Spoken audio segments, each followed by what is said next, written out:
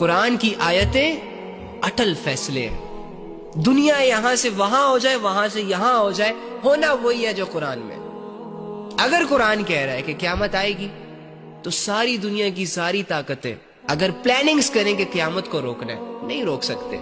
اگر قرآن کہہ رہا ہے کہ اس دنیا میں ایک خدا ہے تو ساری دنیا کی ساری مخلوق اگر رب کے وجود کا انکار کر دے، رب کی قدرت کا انکار کر دے اور کہتے پھرے لوگوں سے کہ اس دنیا میں کوئی خدا نہیں ہے، یہ سب کچھ ایویں ہی ہو رہا ہے، خود سے ہو رہا ہے، لیکن حقیقت یہی ہے کہ خدا ہے، اللہ ہے۔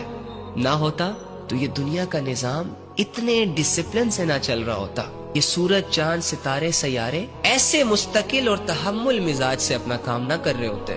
ہوا نے چل کر تمہارے جسموں کو چھو چھو کر تمہیں یہ ریئلائز کروانے کی کوشش کی ہے کہ اس دنیا میں ایک خدا ہے، کوئی شریک نہیں ہے، اسے کسی کی ضرورت نہیں ہے، وہ کسی سے متاثر نہیں ہوتا، وہ اکیلا ہے۔ کوئی زبان تمہارے رب کی تعریف بیان ہی نہیں کر سکتی، وہ ویسا ہے جیسے اس نے خود اپنے بارے میں کہا ہے۔ اگر وہ کہہ رہا ہے لہو ملک السماوات والارض، کہ جو کچھ زمین اور آسمانوں میں وہ میرا ہے، تو بھائی اسی کا ہے، آپ کا کچھ نہیں ہے۔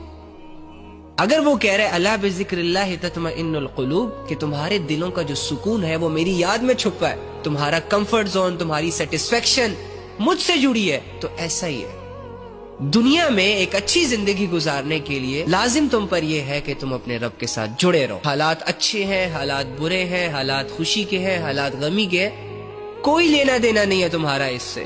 کرنا تم نے وہ ہے جو تمہارے رب نے تمہیں کہا ہے۔ تم اللہ کی چاہت میں ایک سجدہ تو کرو، پھر دیکھو تمہاری زندگی کیسے بدلتی ہے۔ وہ الگ بات ہے کہ مجھ سے اور تم سے ابھی تک وہ ایک سجدہ نہ ہوا، اللہ کو لے کر وہ تڑپ نہ پیدا کر سکے، وہ یاد نہ پیدا کر سکے، کہ جو تڑپ، جو یاد صحابہ کو سونے نہیں دیتی تھی۔